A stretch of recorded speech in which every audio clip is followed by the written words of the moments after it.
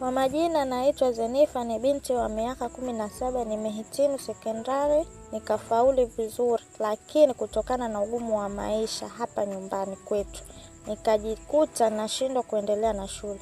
Hapa nyumbani naishi na mama, baba na dada zangu wawili. Mama yangu mzazi alishafariki. Manyanyaso. Kushota maji lenyewe hawezi. Mimi hata nimechoka kabisa, na ngoja aje hapa. Na ngoja mimi nimechoka mimi. Mimi siwezi maisha haya. Mimi siwezi kabisa mimi maisha haya.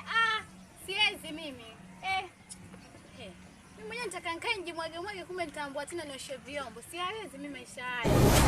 Mapenzi moto. Utanioa.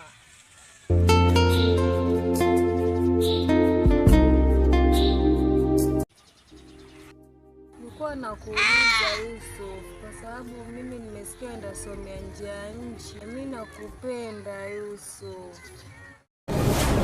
Mateso.